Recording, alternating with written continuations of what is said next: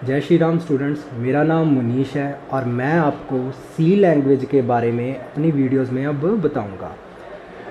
तो बेसिकली सी लैंग्वेज है क्या? सी एक प्रोग्रामिंग लैंग्वेज है। अब सबसे पहले स्टार्ट करने से पहले मैं आपको एक चीज़ बताता हूँ। एक टर्म आ गई प्रोग्रामिंग और एक आ गई लैंग्वेज। तो लैंग्वेज क्या है? लैंग्वेज एक वे है जिससे हम किसी के साथ कम्युनिकेट करते हैं। जैसे अब अगर मैं आपसे बात कर रहा हूँ, आपको अपनी चीज़ समझाने की कोशिश कर रहा हूँ, तो मैं हिंदी में आपको समझाने की कोशिश कर रहा हूँ। तो हिंदी क्या है? हिंदी हमारा एक कम्युनिकेशन मीडियम है जिसके थ्रू हम बात कर रहे हैं। अब लैंग्वेज को बनाने की ज़रूरत क्यों पड़ी? अगर दो पर्सन ने आपस में कम्युनिकेट करना है तो उनको एक ऐसा मीडियम चाहिए जिससे वो अपनी बात को दूसरे के साथ शेयर कर सके। तो उस चीज़ को हम क्या बोलते हैं? लैंग्वेज। अब हर एक लैंग्वेज में हमने कुछ कोड बनाए। ऐसे ही प्रोग्रामिंग भी क्या है? कोड है। फॉर एग्ज़ाम्पल अगर मैं हिंदी की बात करूं या इंग्लिश की बात करूं तो इस चीज़ को हम बोलते हैं मार्कर।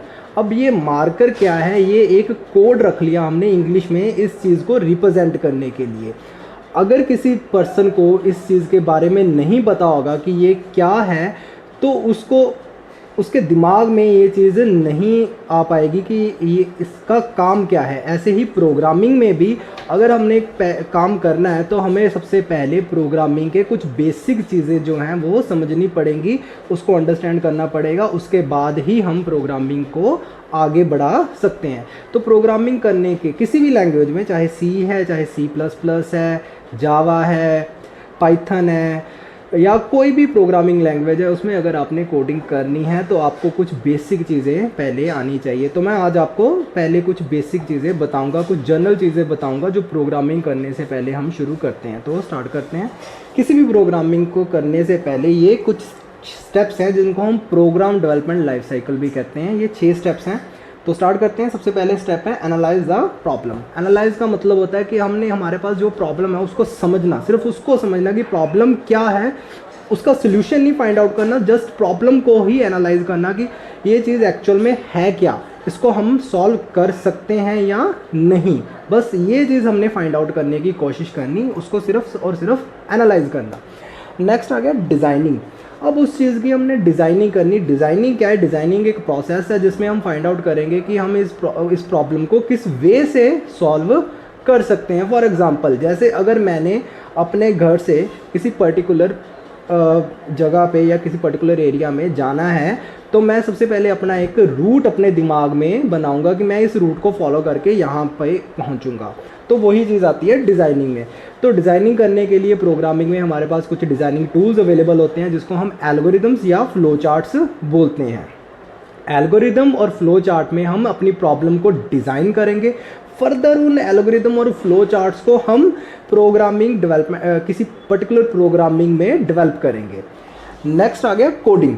अब जैसे ही हमारे एक ब्लूप्रिंट्स, हमारी एक डिज़ाइनिंग बन गई तो उस डिज़ाइनिंग को हम इम्प्लीमेंट करेंगे अपनी कोडिंग में। कोडिंग, अब अगर तो आप सी कर रहे हो तो आप सी में कोडिंग करोगे, या जिस लैंग्वेज में आप कोड कर रहे हो तो उस लैंग्वेज में आप उसका कोड डेवलप करोगे। अब कोड करते टाइम कई चीज़ों के एरर्स आते हैं, ठीक है, जिसको हम फर्दर डीबग करते हैं।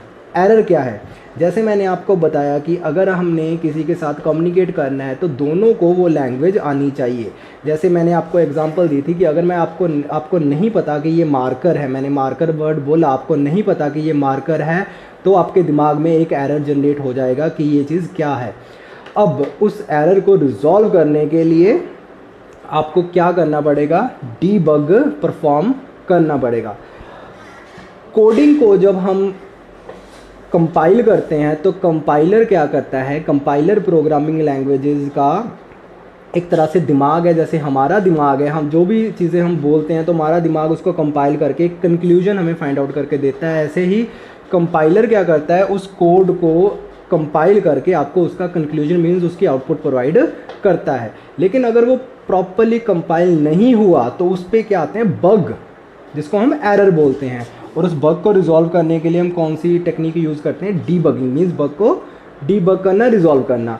लेकिन अगर बाय चांस बग नहीं है लेकिन फिर भी वो आउटपुट नहीं आ रही जो मुझे चाहिए, मीन्स आउटपुट कुछ और आ रही है, जो हमारी डिज़ायर्ड आउटपुट है वो नहीं आ रही, उस प्रोसेस को हम क्या बोलते हैं, टेस्टिंग। टेस्टिंग का मतलब जैसे अगर आप कोई कार खरीदने जाते हो तो आपको बोलते हैं कि टेस्ट ड्राइव ले लो, तो आप टेस्ट करके देखते हो कि इसकी ब्रेक प्रॉपर चल रही है कि नहीं चल रही है, एवरेज अच्छी दे रही है कि नहीं दे रही, एक्सीलरेट प्रॉपर कर रही है कि नहीं कर रही, ये सारी चीज़ें टेस्टिंग होती है। ऐसे प्रोग्राम्स की भी टेस्टिंग होती है कि जो हमारी डिज़ायर आउटपुट है वो आ रही है कि नहीं आ रही, अगर नहीं आ रही तो कहाँ पे उस चीज़ की दिक्कत आ रही है। नेक्स्ट है डॉक्यूमेंटेशन। अब डॉक्यूमेंटेशन कोडिंग का पार्ट नहीं है, लेकिन ये फिर भी एक इम्पॉर्टेंट पार्ट है। अगर आप कोई भी सॉफ्टवेयर डिज़ाइन करते हो या कोई प्रोग्राम डिज़ाइन करते हो तो आप उसकी एक पर्टिकुलर डॉक्यूमेंटेशन भी रेडी करते हो कि ये चीज़ क्या है। अगर आप एक छोटी सी छोटी चीज़ भी मार्केट में ख़रीदने जाओ, 1 रुपये की अगर आप कैंडी भी ख़रीदने जाते हो तो उस कैंडी के रैपर पे भी उसकी प्रॉपर डॉक्यूमेंटेशन होती है कि ये कितने रुपीज़ की है, इस पर कितना टैक्स लगा हुआ है और ये कहाँ पे बनी है, सारी चीज़ें प्रॉपर फॉर्मेट में वहाँ पे अवेलेबल होती है। ऐसे ही जब हम अपने सॉफ्टवेयर्स बनाएंगे प्रोग्रामिंग लैंग्वेजेस में तो हम उसकी डॉक्यूमेंटेशन प्रॉपर करके उनको साथ जो भी हमारे क्लाइंट होंगे तो उनको प्रोवाइड करेंगे। लास्ट और पॉइंट है इम्प्लीमेंटेशन एंड मेंटेनेंस। अब जो हमने बनाया, जो चीज़ बनाई है उसको इम्प्लीमेंट करना, मीन्स उस पर काम शुरू कर देना। अब ये प्रॉब्लम थी, इसको सॉल्व होगी, अब इस पर काम करना हमने शुरू कर दिया है। अब नेक्स्ट मेंटेनेंस। मेंटेनेंस मीन्स उसकी टाइम टू टाइम अपडेशन, उस पर जो भी प्रॉब्लम आ रही है उसको हमने सॉल्व भी फ्यूचर में करना कि इसको अब आगे कैसे अपने अपडेट रखना है। जय श्री राम, थैंक्स।